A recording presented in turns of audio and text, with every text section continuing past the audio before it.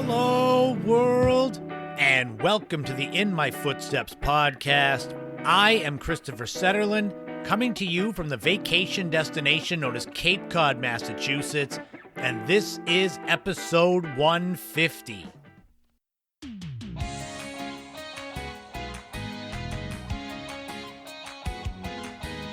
Oh yeah, it's listener's choice episode, so let's pull back the curtain and see what you all have won on this game show of a podcast.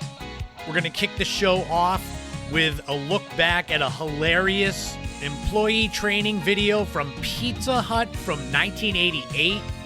We're going to go way back in the day and look at the K-Tel Records label and their music compilations. The brand new top 5 this week is going to be the top 5 discontinued cereals. And there'll be a brand new This Week in History and Time Capsule centered around the introduction of the digital download of music 30 years ago this week. All of this is coming up in the Showcase Showdown, on the In My Footsteps podcast. So come on down. So there we had a game show introduction. Welcome into Listener's Choice, episode 150. 150 episodes of this show I've been doing since the first week of November 2020. Those of you longtime listeners, you kind of know the origin story of the podcast. For those that might be new here or relatively new here, this podcast began as kind of a coping mechanism with giving up alcohol. I had a drinking problem for a few years.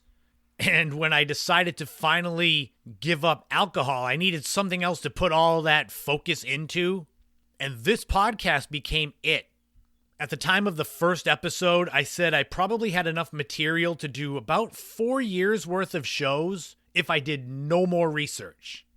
And since then, I've come up with the top 5 list, This Week in History and Time Capsule, converted this show to mostly Gen X nostalgia. So I could say again that we'll probably be back here for episode 300. That was the big reason why I made this listener's choice. Kind of a thank you to all of you that have been tuning into this show. Because I know there are hundreds of thousands of podcasts out there. And there's a lot of nostalgia ones. So you got to try to make yours different. And I don't know. I don't have time to listen to dozens of other nostalgia podcasts. So I don't know how different mine is. That's part of the reason why I add some stories from my own life, or why I let my kind of wacky humor, it's starting to bleed more into the shows. I'm so grateful to all of you that review, that share, that listen in general. And of course, I've got to give a big shout out to my Patreon subscribers, Lori, Mary Lou, Ashley, Kevin. Patreon is a tough nut to crack because you're asking people to actually donate money to you as a creator in whatever artistic field you're in. So I really appreciate them. And if you're interested, $5 a month, patreon.com/inmyfootstepspodcast. You get access to bonus podcast episodes, early access to the main show, early access to YouTube videos. I'm also trying to make more things for the free tier so you don't have to part with your money if you don't want to or if it's not feasible. There'll definitely be more time at the end of the show to thank you and get a little bit more nostalgic for my own show. But I want to get this thing started and kick it off in style. Everything that comes from this point on the show, you picked, you who voted. Luckily for me, I wasn't a fool and I made sure every possible option was something I wanted to talk about. Maybe we'll do another listener's choice for episode 200, and I'll put things in there that I don't want to talk about and knock on wood, hope that nobody votes for them. Right now, though, we'll get into another thing that wasn't a part of the original podcast itinerary, but has quickly become one of my favorite segments. It's video reviews. I've done educational short films. I've done a couple of movies, but I try to stick to shorter things that won't take you forever to watch. But really my favorite thing is these old employee training videos. And this is the one that you all picked, that you voted on. So let's review a 1988 employee training video from Pizza Hut coming up right now on Listener's Choice in My Footsteps podcast, episode 150. Oh man, in the evolution of the podcast through these 150 episodes, one of my favorite additions to the show is the recurring segment of looking at old employee training videos. I did the old country buffet one. I did an old McDonald's one. I found so many of these. I could do them every week, but I like to spread them out so they don't just become another segment. This week, you voted on this video. So I'm going to review Pizza Hut's 1988 training video, along with splicing in some clips from it so you can laugh. Of course, I'll link to it in the podcast description so you can watch the whole thing. It's about 17 minutes. It immediately starts off with cheesy music and graphics, and it says, "You're the best, making it great."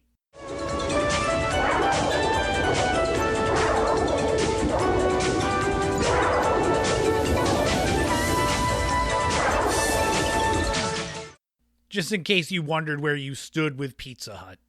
The first segment here is the making of a pizza.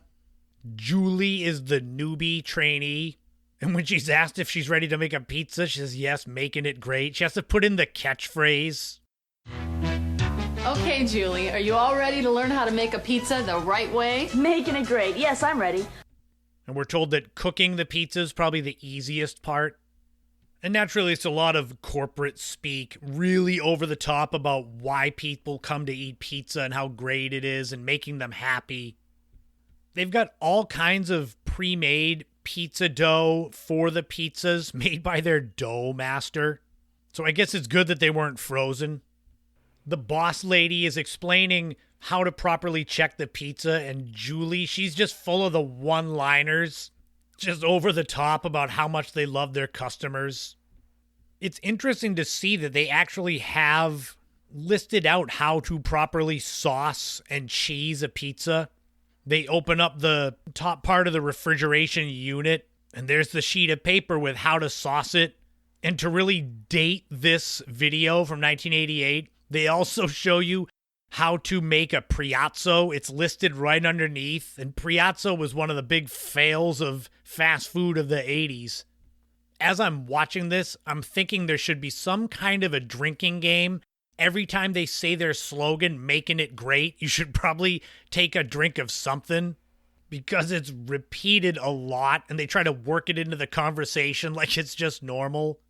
They go really in depth with how to ladle the sauce out, how to measure the cheese.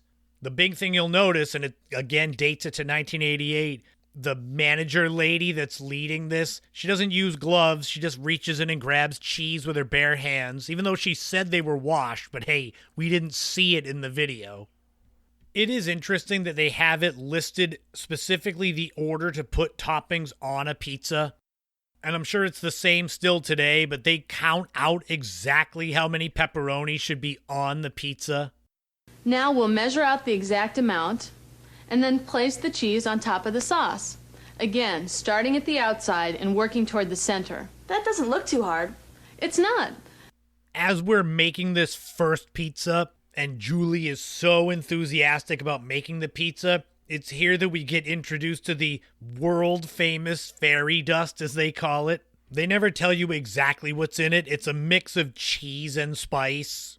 What's next? Well, there are two more ingredients. The top cheese and the world-famous fairy dust. Whoa, fairy dust. That's right. Pizza Hut fairy dust. I guess they figure even though you're watching this and you're likely an employee of Pizza Hut, they don't want you knowing exactly what's in it if you're going to steal it and take it somewhere else. I don't think if I find a Kentucky Fried Chicken training video, they're going to tell you the 11 herbs and spices in the video. Oh well. They take their time making this first pizza and making it look perfect. And they make it sound like you're creating this whole magical experience. And I know that's meant to be the whole point of making food. People eat with their eyes first. But when you're slammed busy, if you're in a Pizza Hut on a Saturday night, you're not going to have time to make these pizzas that slow. While they're putting the pizza on the conveyor belt to go under the oven, now the music starts as the manager lady starts to run down the rest of the foods they'll be making. There's thin and crispy pizzas, and the manager again says, "Making it great." Oh my God, it's been at least 6-7 times, and we're not even halfway through this video yet. Now, while we're waiting for that to cook, why don't we talk about some of the other products you'll be making? Great. First of all, there's thin and crispy pizza. Thin and crispy pizza is the original Pizza Hut pizza. Of course, it's been fine-tuned over the years, all part of making it great. The preparation of the thin and crispy pizza is different. This is where we get introduced to the dough roller. And they're weighing the dough because you've got to actually make it. And again, no gloves, just reach into a bag of dough and pull out a chunk. It's a neat process. You make a dough ball, then you flatten it out some, but enough to drop into the top chute on the dough roller. And so what happens is it flattens it out once, then you take that and you put it into another chute so it flattens it out again. Then you got to trim off the excess dough with the dough trimmer. I wonder if Pizza Hut still uses this pizza roller machine. I would think it's way more automated. There's actually lots of steps in making this thin and crispy dough. They give you a checklist of what it needs to have and not have. It has to reach the edge of the pan. No air bubbles, no holes, no cracks. Because you know it wouldn't be making it great if it didn't look like that. The manager lady says you can pre-make some of these doughs, but they're only good for 30 minutes and then you've got to throw them away. And Julie is shocked that they actually throw it away. Like, I don't know if she thought you would just use the pizza forever until it finally got used. Pre-rolled thin and crispy pizza crusts are only good for 30 minutes because after that they start to dry out. So we throw away any pre-panned dough that we don't use right away. We'd really throw it away? You bet. Then you learn about perforating the dough, and the utensil you use is called a perforator. Everything is pretty self-explanatory, where it seems like if you were an employee at Pizza Hut in the late 80s, that all you have to do is be able to read. Because everything's listed, all the utensils are basically named for what they do. As I was watching this video, I kept trying to get a peek of the name tag on the manager lady to see what her name is. But she's pretty quick on not being able to be seen. And of course, it's common sense to check the pizza for quality when it comes out of the oven. But I guess that might not be considered common sense for some of the employees because there's an actual pan pizza cooking chart to show you how the crust should look. I like the fact that when they're getting ready to take the pizza off of the other end of the conveyor belt, they pick it up with a set of pliers. Like, is that the tool that they would use? You've got all these high-tech specific products, the pizza dough roller, but then they just give you a $2 set of pliers to grab the pan. And we get some more fun late 80s music as a montage of how to cut the pizza on the cutting board. They use a rocker knife to cut the pizza, not the typical rounded pizza wheel like you would see in anyone's kitchen. They show you how to put it into a box if it's for delivery, including the box support, the little round thing that looks like a little white table that you put in the middle. Oh man, as Julie gets so excited about how the customers are going to like her pizza. And in this, they show them bring it out to the table for the customers using those set of pliers. I've never seen that. Did any of you ever go to Pizza Hut in the late 80s and have the server bring your pizza with a set of pliers? But then things get real when Julie's asking what else could a customer want, and the manager lady says personal pan pizza. And she's got a look of shock on her face like she was just fired on the set. No, the customer will do the rest when they bite into my delicious pizza. Delicious pan pizza and delicious thin and crispy pizza. What more could a customer want? Personal pan pizza. What? Personal pan pizzas were always something that I was a fan of back in the days when Cape Cod had Pizza Huts. They also still do that Book It program where if you read a certain amount of books, you would get a free personal pan pizza. That was some good childhood memories. I just looked it up. They still do it. They should do it for adults too. And here they go into detail about how they make the personal pan pizzas, including stamping the dough, which is actually pretty neat. Then comes the big moment. The manager lady is telling Julie, just follow all the instructions and you'll be fine, and don't cut corners and all that stuff. And then it's time for Julie to make her own thin and crispy pizza.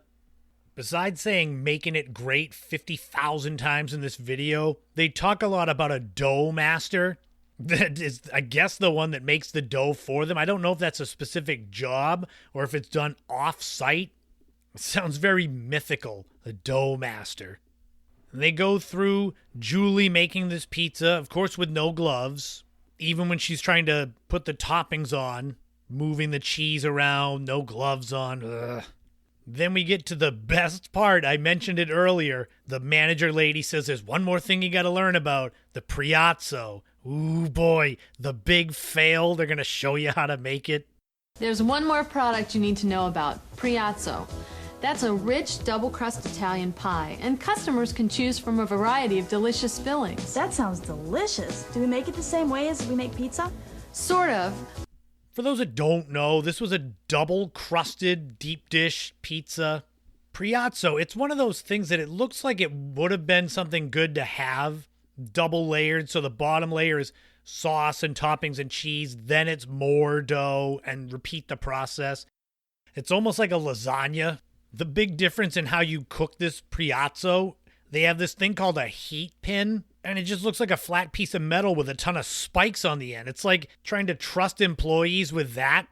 And it just ends with Julie saying, that's some pie. And then it's just over. There's no final making it great. There's no overarching explanation of your job. Do we cook it the same way as we cook pizza? Well, we use one of these heat pins to make sure all the ingredients are completely cooked. The heat pin helps make sure the heat is evenly distributed, but otherwise the cooking procedure is the same. That's some pie. It's literally the Priazzo. Oh, that's a great pie. And then it's done. The Pizza Hut logo pops up, which I guess is good. It's 17 minutes, so I guess it keeps it concise. But I thought there was going to be more showing of the restaurant or the kitchen. Since this was just how to make the pizzas, I guess they did what it was supposed to do. So there you go. You learned how to make all these different pizzas from Pizza Hut thanks to Julie and her annoying Making It Great, saying it all the time. Hopefully you're not drunk if you did the drinking game. And for those of you wondering, for those of you that voted for other things, as far as the training videos go for this podcast, I'm going to end up doing all of those anyway, because I have so much fun watching these and kind of giving you my thoughts on them. But it doesn't matter what I thought. What did you think, Julie, about this video? Making it great.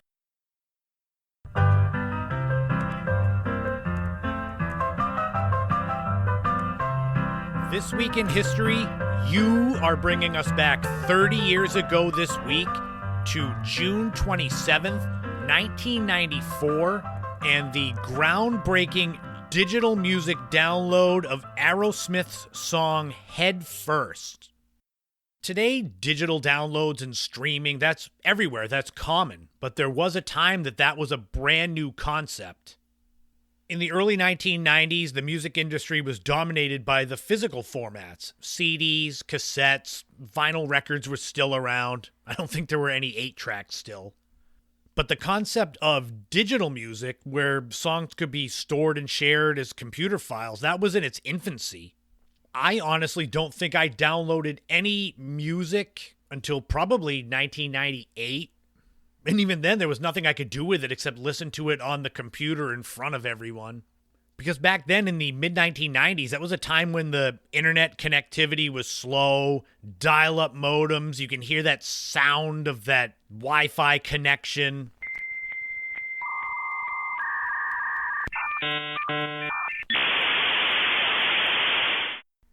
The internet and the World Wide Web itself was a novelty for most people.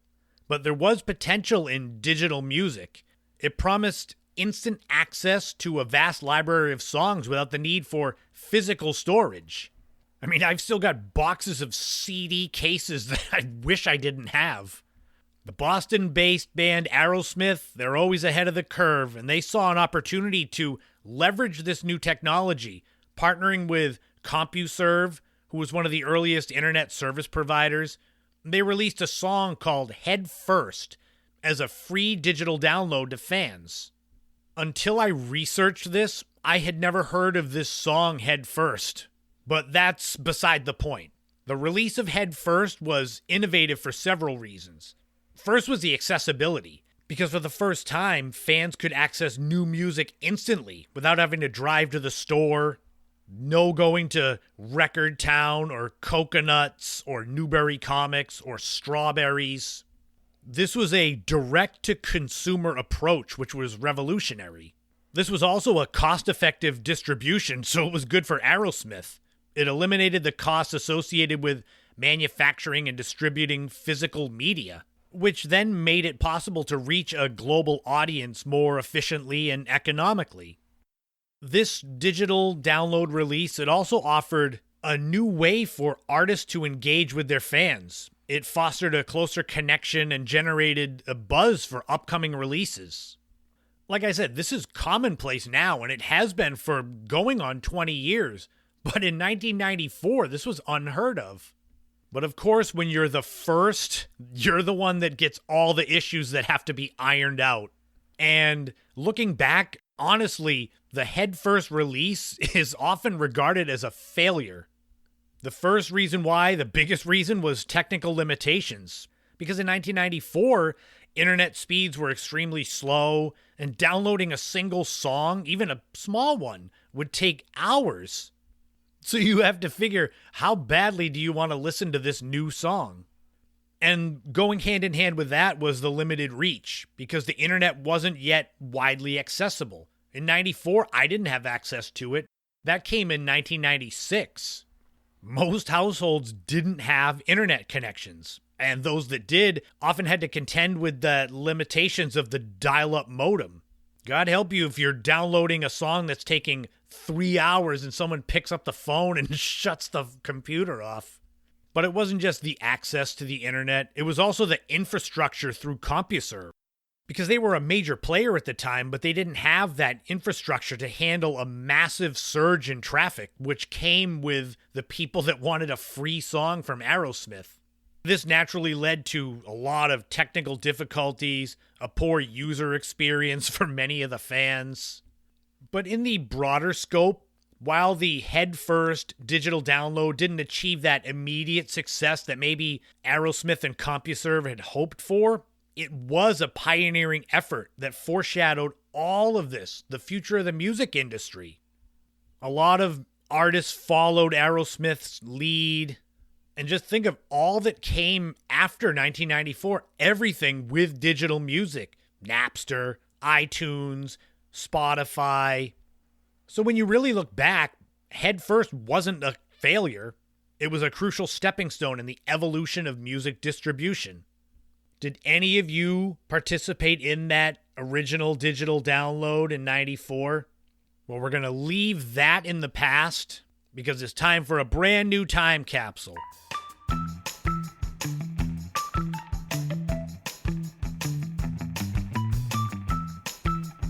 This week, you have chosen that we go back 55 years ago to June 27th, 1969. Let's see what was going on in the world of pop culture back then. The number one song was Love Theme from Romeo and Juliet by Henry Mancini and his orchestra. The song is also known as A Time for Us. It stayed at number one for 2 weeks and is Henry Mancini's only number one song. If the name Henry Mancini sounds a little familiar to you, you might know his more famous song, which was the theme from the Pink Panther. But Mancini also won 4 Academy Awards and 20 Grammys. So even though he only had this one number one song, he was a big-time player in the music industry. The number one movie was The Chairman, and you could get into the theater with a ticket costing $1.42. This is a spy film starring Gregory Peck, who goes into communist China to steal a formula for an experimental agricultural enzyme with enormous practical benefits. It made nearly $5 million on a budget of about 2.5, so it basically doubled its budget in returns. That being said, it has a 30% fresh rating on Rotten Tomatoes, so you be the judge of if you want to go watch The Chairman or not. The number one TV show was Rowan and Martin's Laugh-In. This show has been mentioned a few times on the podcast in previous time capsule segments. Because I've mentioned it a few times, I was tempted to clip my old audio and just stick it in here, but I promise this is new stuff. This was a sketch comedy show, really revolutionary. It ran for 6 seasons from 1968 to 1973. Dan Rowan and Dick Martin and tons of people that went on to be famous, most notably Goldie Hawn. But there was also Lily Tomlin, Ruth Buzzy, the announcer Gary Owens, and tons more. And if you were around back then, June 27th, 1969, it's time for a fun Sunday shopping trip, but you want to save money? Well, you're in luck. It's time to head to Kmart. In their flyer, it says Kmart has bombshell deals. The best things I could find were something called a zoo sit-on, which is a cushion, but it's an animal's face. At least in the drawings of it in this flyer, it looks horrifying. There's an 8.5 foot by 11 foot rayon rug, which I will admit that I thought first said crayon rug, like maybe something that kids could draw on. And there is something called an Orlon men's 2-piece insulated and quilted suit. It's like a pencil drawing of what this is. I don't know if it's pajamas or if it's something you would actually wear outside. Any of you out there know what an Orlon quilted suit is? That'll wrap up another time capsule, another This Week in History. But now it's time to get hungry. I hope you've eaten before you're listening to this, because now we're going to look at the top 5 discontinued cereals. We'll see how many of these you remember eating.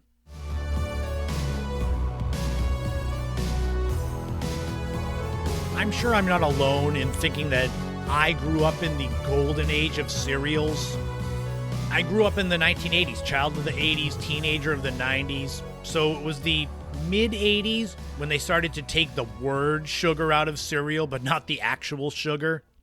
No lie, cereal is still one of my favorite things. My mother can tell you, there were times that I could eat a box of cereal, which I'm sure was cheap as far as making dinner for me. Just here's a box, eat it.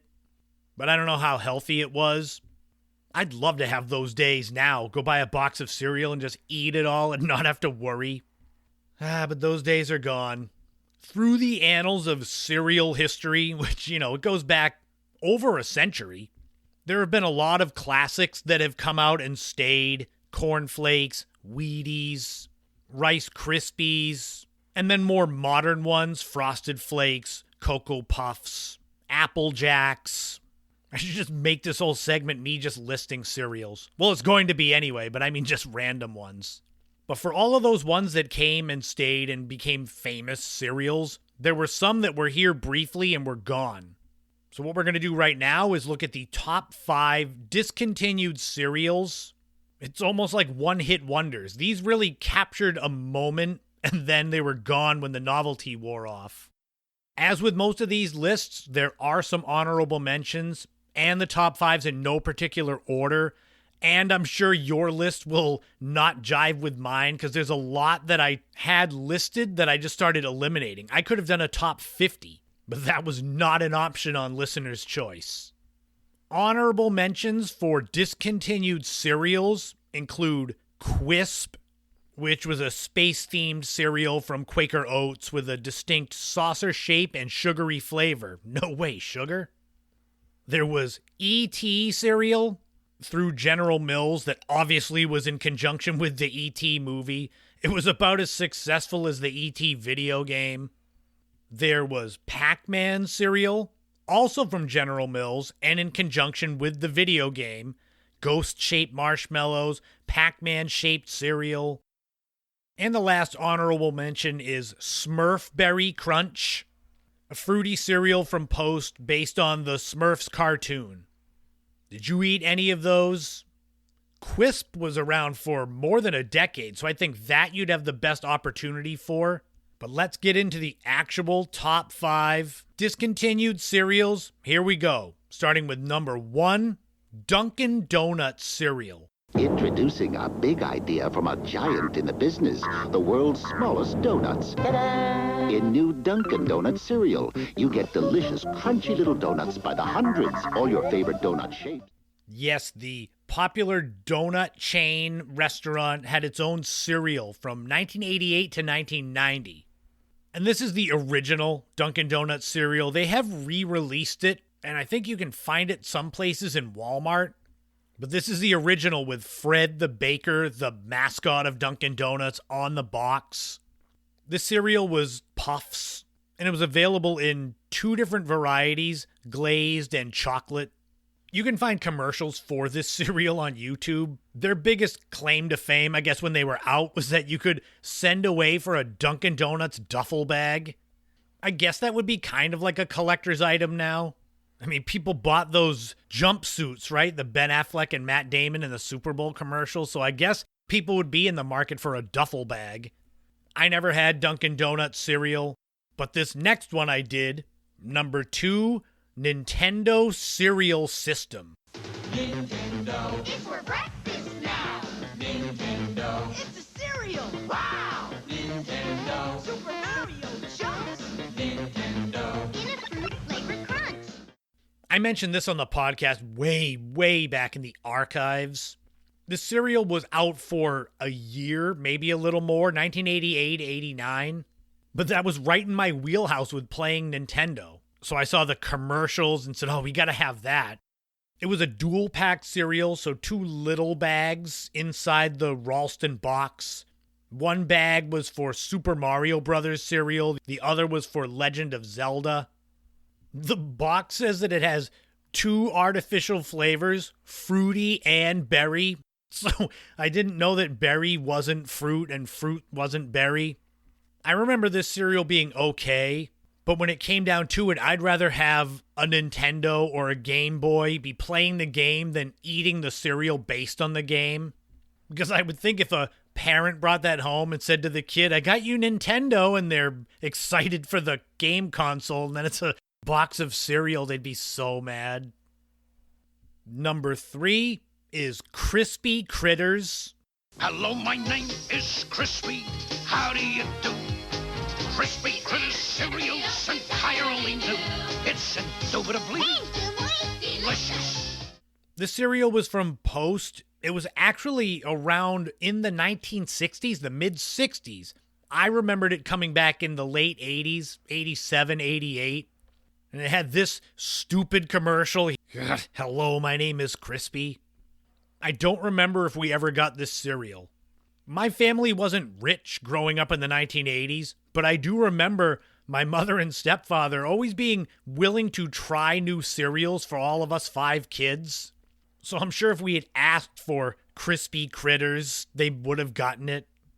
I guess the major difference in the relaunch of Crispy Critters in 1987 was that it was considered now a low-sugar cereal, but it had animal-shaped pieces to it. But the fact that it only lasted for like a year or so when it came back tells you that changing it to a low-sugar cereal did not work. Number 4 is C-3POs. 3POs? New Kellogg's C-3POs. Twin rings phased together for a crunchy new force at breakfast. Yeah, the Force is with us. Naturally, this cereal is based on the Star Wars franchise, the droid C-3PO. It was from Kellogg's, and they were shaped like C-3PO's face, as much as cereal can look like a face. Honey sweetened oats, so it was kind of like Honey Nut Cheerios, but C-3PO's face.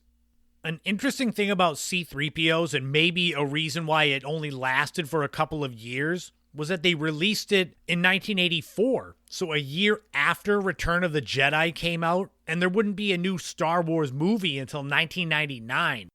So it's like they really didn't capitalize on the success of Star Wars.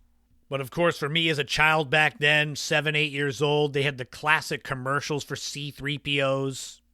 That feels like a cereal that they could relaunch at any time, because now Star Wars is kind of just evergreen. There've been so many movies, so many animated series, offshoot movies. But I saved possibly the best for last and possibly the most dated for discontinued cereals. And that is number 5, Mr. T cereal. Teaming up with Mr. T cereal. It's getting on the team that knows how cool breakfast can be. You get a crispy corn taste with a touch of brown sugar. Teaming up with Mr. T. It's cool. Mr. T is an actor. He was hugely famous in the early 1980s for the A-Team, for Rocky III, for being part of the main event of the first WrestleMania. So naturally he needs his own cereal. How come they didn't make Knight Rider cereal? It's just a question for you. You might also remember that Mr. T cereal was in Pee-wee's Big Adventure when Pee-wee said, "I pity the fool that doesn't eat my cereal." It was simple, corn and oat cereal from Quaker Oats, shaped like the letter T. There wasn't marshmallow mohawks or anything foolish like that. You might be surprised to know that the cereal lasted almost a decade. It came out in 1984 and was discontinued in 1993. It's like by that point, Mr. T was close to doing those 1-800-COLLECT commercials, so he wasn't a really big star anymore. But there you have it, the top 5 discontinued cereals. Did you remember eating any of these? Like I said, the only one I remember having was Nintendo cereal. And there are so many that I left out that there'll probably be discontinued cereals part 2. Because I didn't even get into OJ's or ice cream cones or Rocky Road. And those are all just from the mid-80s. So thank you for voting for that one. That was a fun one to go through. But next up, before the Now That's What I Call Music CD compilation, before mix CDs, before playlists, before mixtapes, there was the K-Tel vinyl album compilations. And if you've never heard of what they are, I'm going to tell you all about it coming up right now.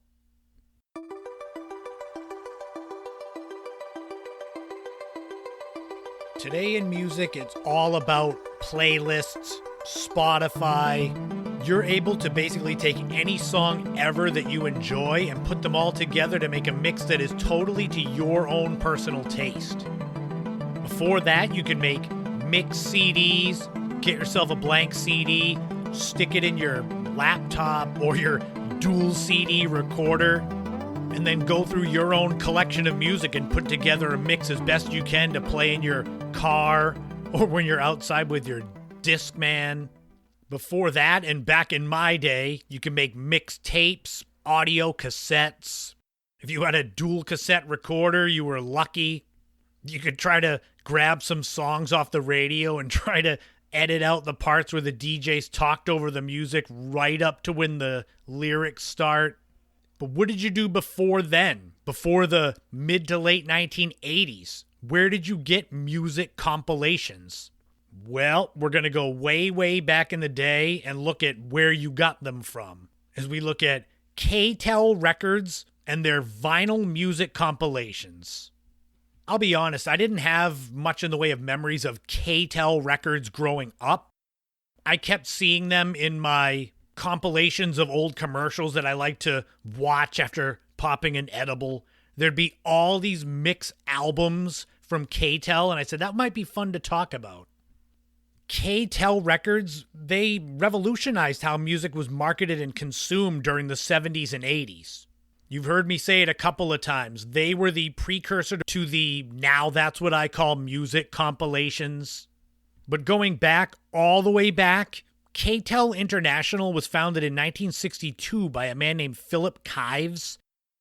He was a Canadian entrepreneur known for his innovative approach to direct marketing. And what's crazy is K-Tel started as a kitchen gadgets company, with Kives selling his products through television infomercials. Their initial success was a non-stick frying pan, and that success led to its expansion into other products, which included music. It's weird, a kitchen gadgets company that gets into music compilations. It's like when Colgate toothpaste started making frozen dinners. The idea that Kives had starting in the late 1960s was simple. It was compile the most popular songs of the time into one album and sell it directly to the consumers through TV advertising. Even though I've seen a lot of these K-Tel albums from the late 70s through the early 80s, their very first music compilation was 25 Country Hits from 1966. And this proved to be a massive success. Those of you that grew up in the 1970s likely remember these compilation albums and the commercials because they became a cultural phenomenon. Albums like 20 Power Hits from 1971, it included songs from Elton John, Cat Stevens, and Electric Light Orchestra, ELO. There was also their album Superbad, which included more R&B hits. It had songs from Isaac Hayes, James Brown, the Shy-Lights. Even if you didn't have these albums, if you were around at the time, you remember the vibrant TV commercials. It usually had snippets of each song, so you'd be like, oh, I love that song, I'm going to get that album. They were fast-paced. They would have usually the scroll list of the songs. Whoever was the voiceover was so into the music they were sharing. And I guess their enthusiasm was deserved because this was something new. Compilation albums. So say the album had 12 to 14 songs from different people. If you had to spend $17.99, $18.99 to get one album, think of all the money you saved. K-Tel presents Blockbuster, a great new LP, 20 original hits, original stars, KC and the Sunshine Band. Blockbuster, 20 original hits, original stars. Be sure to get the best from K-Tel. LP $5.99, tape $6.99. These commercials back then, you could pay with check or money order or COD. Do they even do COD anymore, where you buy something and you pay it when it arrives at your door? Could you imagine ordering something from Amazon or getting a FedEx delivery of packages and having to pay for it when they showed up? How many of those would get stolen? K-Tel was the first mix makers. The content of the albums were meticulously curated. They had to negotiate licensing deals with all these record labels to get the most current and popular songs. The late 70s saw such albums as Sound Explosion, Music Express. New from K-Tel, Sound Spectacular, a great new album, 20 original hits, original stars, Gloria Gaynor. Get Sound Spectacular, 20 original hits, original stars, $4.99 from K-Tel, tape $6.99. Those started to mix rock, pop, soul, and disco. And as the 80s dawned, K-Tel Records, they evolved as music evolved.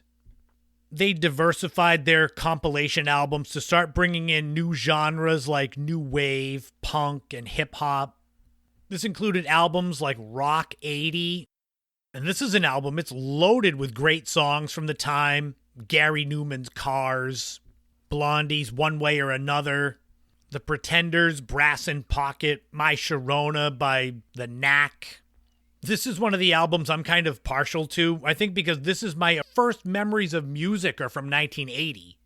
But these compilation albums that were more tailored towards specific music genres, it would also depend on what you liked.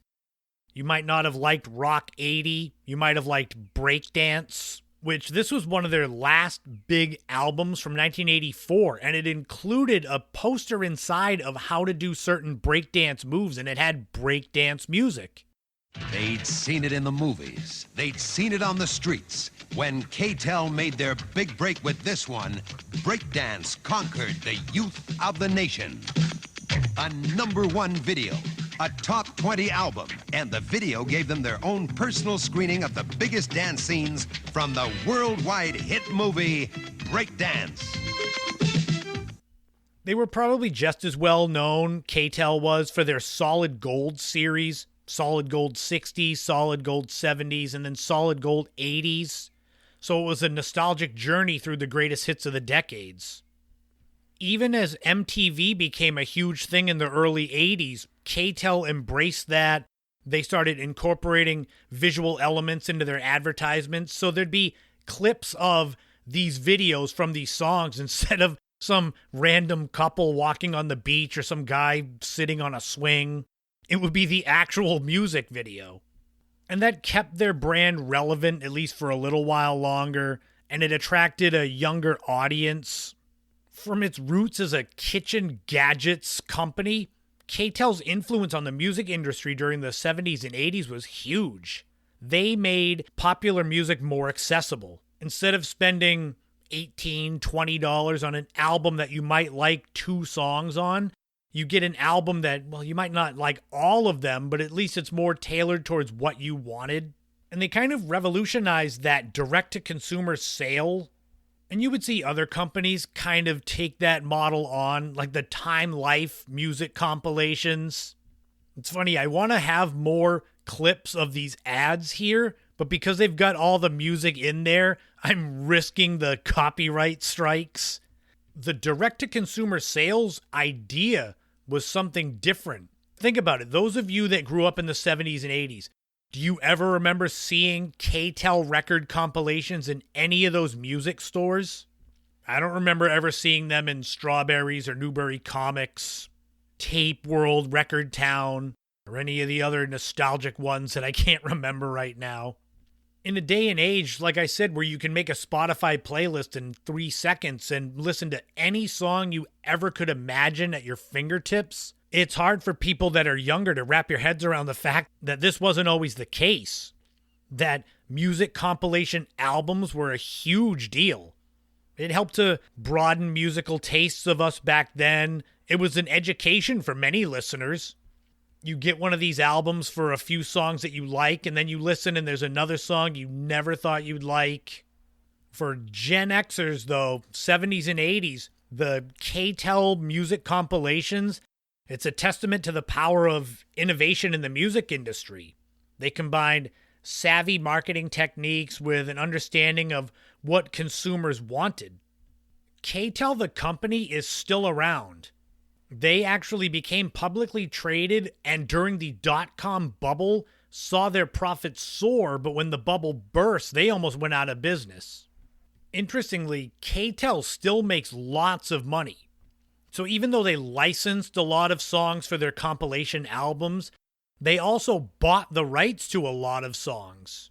Songs like The Twist by Chubby Checker, What I Like About You by the Romantics, and Tutti Frutti by Little Richard, and a lot more. But they own the rights to them, so they get residual payments, and they get paid to license it out for commercials. Think about how many commercials What I Like About You has been in. And this also means that K-Tel gets money for digital songs, Amazon, iTunes, Spotify. So even though K-Tel hasn't released anything as far as compilations go in so long, they're making a good amount of money based on what they did in the 70s and 80s. If you're into that nostalgia, you can find vintage vinyl albums of these compilations, eBay, Amazon, or you can just find the set list and just make your own playlist on Spotify for a lot cheaper. But that's it, the story of K-Tel and their music compilations. But until next time, that's going to wrap up episode 150, Listener's Choice of the podcast. I'm going to toast to all of you. Energy drink is flowing. I promise those are always one take when I pop that. So if it ever explodes, which is what I worry about, I will keep it in. I won't edit it out. 150 episodes. Thank you so much to everybody who's been listening since day one, or if today is day one for you. You got to understand what a labor of love this is, how much I enjoy creating content to share with you. It's been all part of the same road since I was 8 years old and wanted to be a writer. It was the creation that I really enjoyed. And I hope that you can see, hear the effort that I put into these. All of the research, the notes, the recording, the editing, the marketing. I'm a one-man show. And I think it'll probably stay that way because I have trouble giving up control because I created this all from my own mind.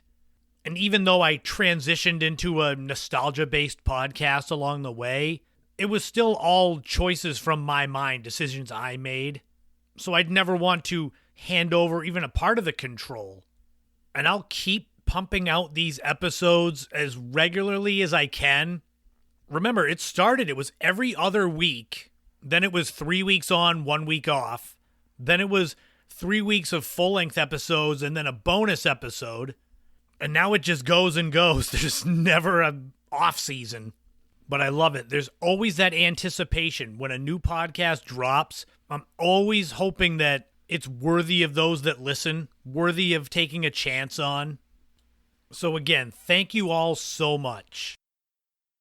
If you're not sick of me yet, if you're still here, thanks again. If you're interested in any of my 9 books, check out my website, ChristopherSetterland.com. Coming up in a few weeks, I'm going to do a special bonus podcast episode about the 50th anniversary of the Lady of the Dunes murder case. I've been working on it a lot. It's essentially what I do in my events, my book events for searching for the Lady of the Dunes. And I'll try to make a video out of it as well using my PowerPoint presentation. The Lady of the Dunes, that whole project has been a huge part of this podcast. I've had Frank Durant, the producer of the documentary, on several times. I've done episodes as we went along the process of creating the documentary, the book, and everything that came from it. So it's only fitting and appropriate that I do kind of a standalone episode for that 50th anniversary. I wanted to take a moment here to wish a special happy birthday to an old friend, Meg. Her birthday literally comes today when the podcast goes live.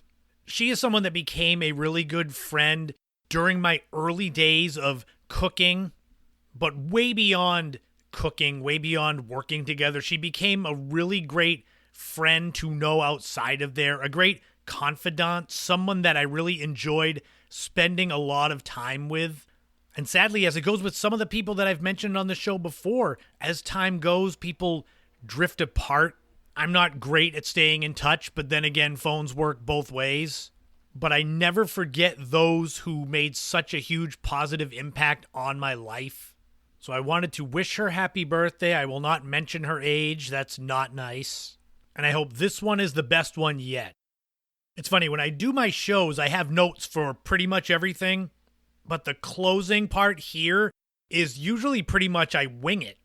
So I do a lot of pausing and thinking like, oh, who else do I want to shout out? What projects do I have coming up? What am I forgetting? So I almost forgot that next week coming up will be episode 151. It's going to be part 2 of the look back at 1994, the year in music. If you want to listen to part 1 of that 1994 year in review in music, go back to episode 130. Wherever you are, I hope that the weather is great. I hope you're having the best time possible. If you're sitting in your backyard, sipping an iced tea, listening to this show, or running on the treadmill listening, which I don't think my voice will help you go any faster. But do your best to enjoy what you've got. Time outside, people you're with. All that stuff is good for your mental health. And we'll end it the way that I've ended so many episodes. The funny thing is, this closing line of mine never intended to be kind of my show closer. I'd have to go back and find when the first episode was that I said it, but I'll say it here. Remember, in this life, don't walk in anyone else's footsteps. Create your own path and enjoy every moment you can on this journey we call life, because you never know what tomorrow brings. Thank you for listening. Thank you for voting. This has been Listener's Choice, the In My Footsteps podcast, episode 150. I am Christopher Setterland. You already knew that. And I'll talk to you all again soon.